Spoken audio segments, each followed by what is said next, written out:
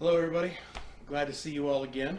Glad we are here continuing our story of Joseph from the Old Testament. We're going to pick up in the next part of Joseph's story.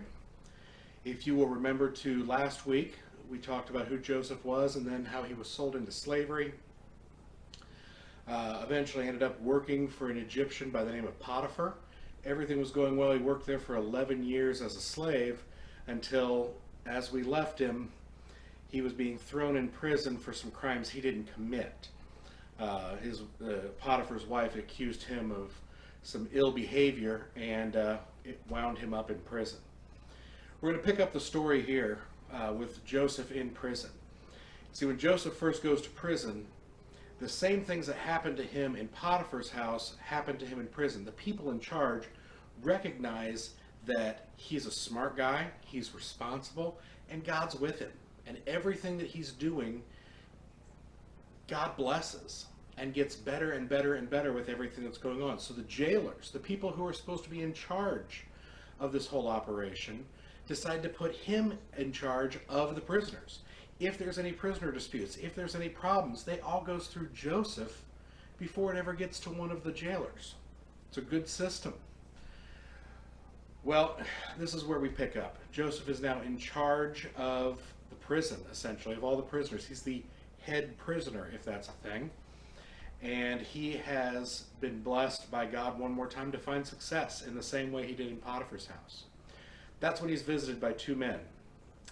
There are two men in Pharaoh's court where they are at in Egypt. One is the cupbearer and one is the baker. These are the two people who attended Pharaoh in these ways. The one basically prepared and provided all the drink. The other one prepared and provided a big portion of the food. Both of these men find themselves at the short end of Pharaoh's ire. He's not happy with them. Has them both thrown in prison. We don't really know why. We just know that Pharaoh's unhappy. These two guys go to prison. Joseph is put in charge of these two. He goes up to him one day. That's where we're going to pick up our little bit of verse here today. This is in Genesis 40. And we'll pick up in verse 7. And we'll talk a little bit here about Joseph as he begins to interpret the dreams of the people around him. So he asked Pharaoh's officers who were with him in custody at his master's house, "Why are your faces downcast today?" They said to him, "We have had dreams, and there is no one to interpret them." Joseph said to them, "Do not interpretations belong to God? Please tell them to me."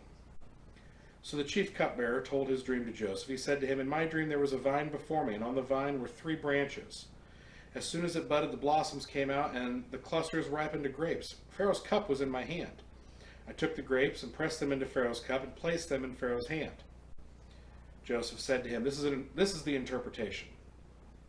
The 3 branches are 3 days. Within 3 days Pharaoh will lift up your head and restore you to your office, and you shall place Pharaoh's cup in his hand just as you used to do before you were his cupbearer, when you were his cupbearer. But remember me when it is well with you. Please do me the kindness to make mention of me to Pharaoh. And so get me out of this place. For in fact, I was stolen out of the land of the Hebrews, and here also I have done nothing that they should have put me into the dungeon. When the chief baker saw the interpretation was favorable, he said to Joseph, "I also had a dream. There were 3 cake baskets on my head, and in the uppermost basket there were all sorts of baked goods for Pharaoh. But the birds were eating out of the baskets on my head." And Joseph answered, "This is the interpretation. The 3 baskets are also 3 days. Within 3 days Pharaoh will lift up your head from you and hang you on a pole, and the birds will eat the flesh from you." On the 3rd day, which was Pharaoh's birthday, he made a feast for all of his servants and lifted the head of the chief cupbearer and the head of the chief baker among his servants. He restored the chief cupbearer to cupbearing and placed the cup in Pharaoh's hand. But the chief baker he hanged, just as Joseph had interpreted. Yet the chief cupbearer did not remember Joseph, but forgot him. This is kind of a midpoint of Joseph's life. He has once again found himself in a prison, in a place that he didn't do anything wrong to be in. This is now the 3rd place. He was beaten and thrown into a pit by his brothers. He was sold into slavery at Potiphar's house, and now he's in prison. These are 3 places that Joseph does not deserve to be, but God has stayed with him. And it's because of the attitude that Joseph has that he is granted the ability to do what these men ask. They say, we have this dream, we don't understand it. Joseph's first words are, dreams belong to God. The interpretations belong to God. You tell them to me, maybe I'll know it because I listen to God. And he does. And the dreams come true. The visions, the prophecy that Joseph gives comes true. This becomes a big part of what's coming next for him. But what's important to note here is that, once again, Joseph is in a place finding success in the worst kind of way. He's downcast. He's unhappy. He begs the cupbearer when he talks to him, get me out of here. Save me from this place. But no matter what, he's still giving the glory to God. It'd been really easy to say, I'm really smart. I can understand these. Tell me what you're dreaming and I will gladly interpret these for you. First words out of his mouth are not dreams belong to God. The dreams belong to God. The interpretations belong to God. God is in control.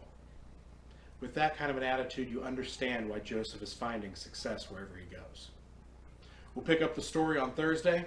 We will see where this ability of Joseph's to interpret dream eventually leads him. And we'll see what kind of glories he can bring to God through that. Thank you all for watching. I appreciate you guys always sharing the videos.